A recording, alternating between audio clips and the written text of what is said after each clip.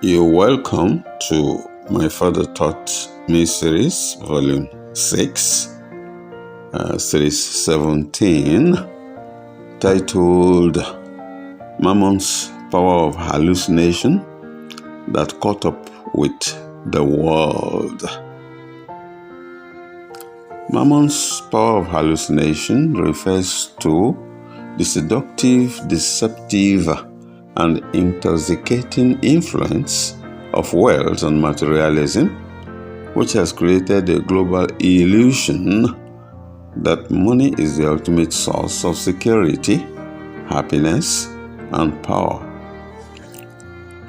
In this context, Mammon, historically the Aramaic word for riches or gain, often personified as a demon or false god, has caught up with the world. By humanity transforming from a simple means of exchange into an all-consuming obsession that dictates human relationships, ethics, and priorities. This hallucination has manifested globally through misplaced confidence by way of the deception of false trust. Mammon the hallucinator entices people to trust in possessions rather than human connection or spiritual values, thereby creating a hallucination that money provides total security. The hallucinator offers a distorted vision of reality, where the pursuit of endless wealth promises satisfaction, which ultimately leads to a debt or submission to greed, wherein the golden idol effect of wealth is deified as a religious practice that supplants all other concerns, forcing humanity to serve it rather than use it. Then number 2, global manifestations of the hallucination commodification is manifested globally in the spiritual life of practitioners of modern capitalism, enacted under the gospel of Mammon'ism, which characteristics are to convert natural resources, relationships, and human labor into marketable commodities, cutting corners and exploiting workers to maximize profit. Mammon the hallucinator used social media in his advertisements to promote maximally the culture of money worship, including individual pressures to equate their worth to material acquisition, leading to the sudden but intense pursuit of fortunes in their desires to own and exploit the earth for gain, even when it meant creating a most devastating environmental disaster for humanity. They act as the master of the earth they did not create, not minding pushing planet Earth to the brink of environmental annihilation, all of which are driven by a false belief in unlimited consumption of everything in the altar of unrighteousness, forgetting we are mere mortals on earth who would be required to give account of stewardship as stated in the book of Ecclesiastes, chapter 12, verse 13 to 14. I quote, "Let us hear the conclusion of the whole matter. Fear the Most High and keep His commandments, For this is the whole duty of man. For the Most High shall bring every work into judgment, with every secret thing, whether it be good or whether it be evil. Unquote. The serpent has mutated from its recorded format in the book of Genesis chapter 3, verse 5 to 6. I quote the recorded format of the serpent that has just mutated. Now I quote, "For the Most High doth know that in the day ye eat thereof, then your eyes shall be opened, and ye shall be as gods, knowing good and evil." This was the origin of lies and deception on earth. And when the woman saw that the tree was good for food, please take note of this, beloved brethren, that when the woman saw that the tree was good for food, and it was pleasant to the eyes, and a tree to be desired to make one wise, she took of the fruit thereof, and did eat, and gave also unto her husband with her, and he did eat. Unquote. The above has been inducted into modern deceptions through its principality Mammon, using the hypnotic power of avarice that makes the mind fall prey to a distorted field of vision related to the person's deepest desires, under which spell individuals act with mindless tenacity to accumulate wealth ad infinitum. An act of obsession that makes it extremely difficult to break free from, which bottom line is the loss of freedom as a result of Mammon's spell of hallucinations. The number 3.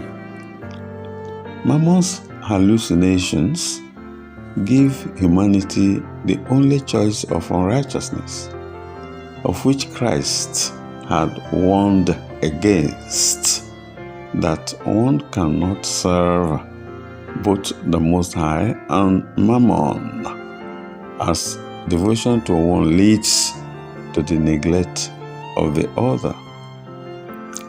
In essence, Mammon's power of hallucination is the collective irrational and often destructive belief that human life is meant for the endless, competitive, and often unprincipled accumulation of wealth.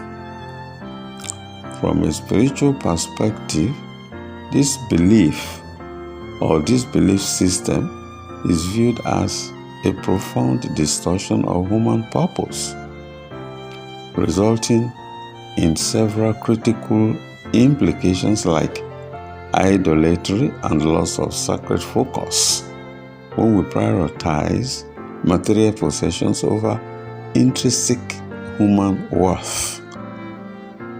This belief replaces divine or spiritual purpose with a god of money. It creates an addicted state where the mind is never satisfied, continually chasing a desert mirage of happiness. We all know that wealth cannot provide lasting happiness, and this pursuit leads to a never-ending chase and deep spiritual, emotional, and social dissatisfaction. Neglect of human values by fixation to a morbid focus of acquisition that distracts humanity from the development of character, empathy, and spiritual consciousness, ultimately leading to a life that is empty of true meaning. Also, separation from the Most High as a result of fostering alienation from the spiritual truth that all people are intrinsically connected. Here today in modern generation, there is a cult of addiction that leads to intense hoarding and a constant fear of scarcity, regardless of how much one has already accumulated. The greatest of this is the deception of immortality. It often masks an existential fear of mortality, leading people to attempt to create a legacy of security through money, which is spiritually seen as a false sense of eternal security. In essence, this belief system is viewed as a spiritual trap that pierces the soul with grief and leads to a profound, hardened heart, blocking one's ability to experience unconditional love and contentment. The spiritual experience of unconditional love and contentment represents a profound shift in human consciousness. It moves an individual from a state of seeking fulfillment externally to realizing wholeness within. The boundaries between self and other fade away entirely. Past regrets and future anxieties vanish into absolute presence in a deep conviction that nothing is missing from the moment.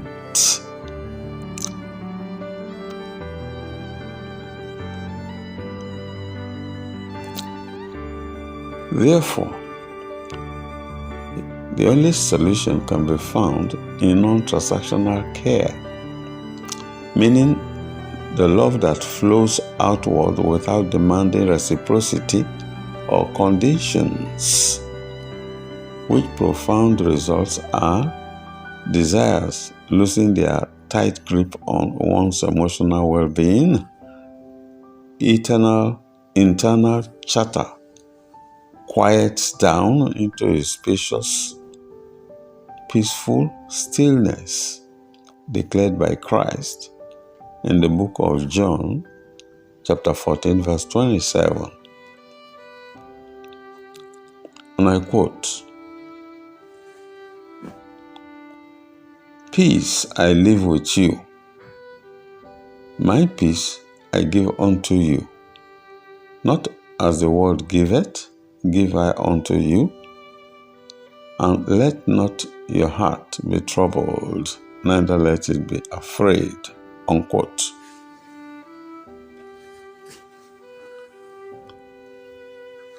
The above brings a felt sense of peace with all living beings and the acknowledgement of the divine benevolent gift of the Most High through the salvation of Christ.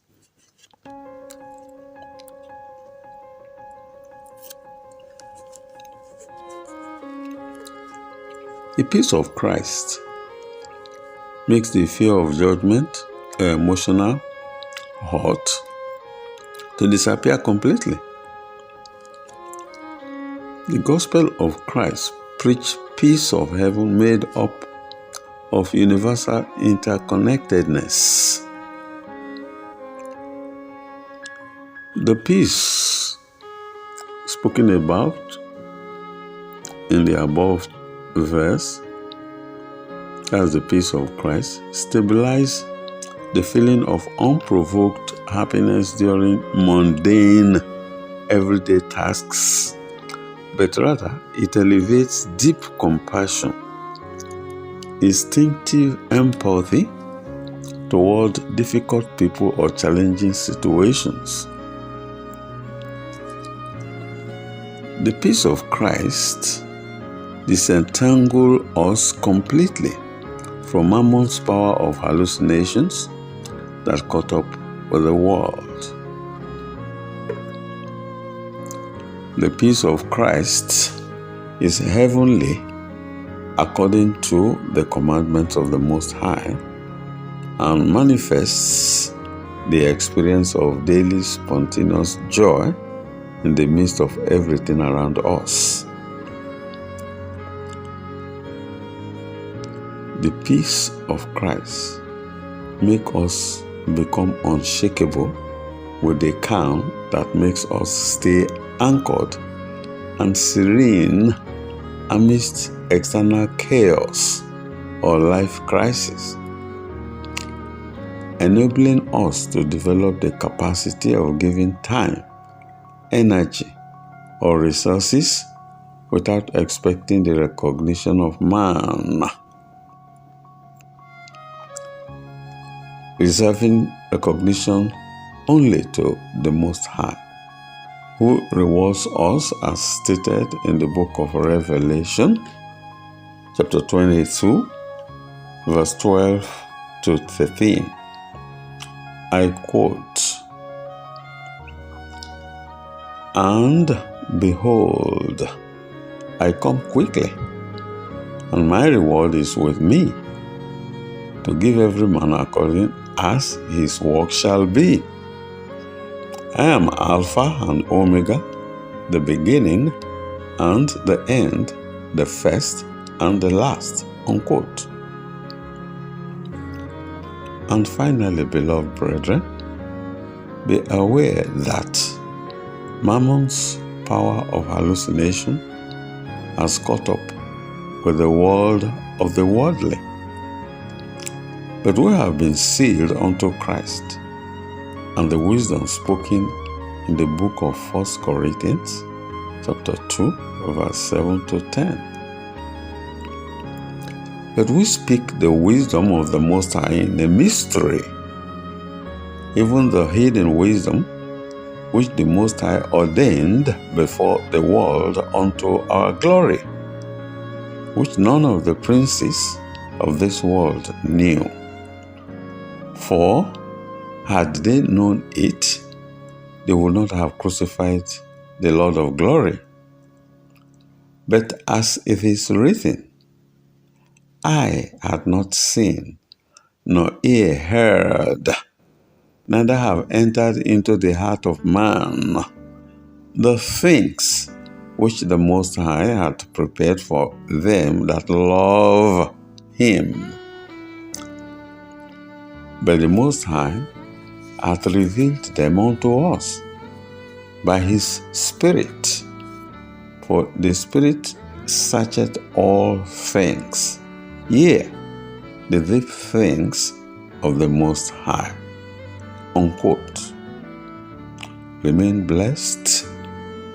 My name is Steve Emmanuel Mojugbe, a messenger, an author, a Nigerian, copyrights reserved, https://mftmseries.com.ng. Thank you for watching.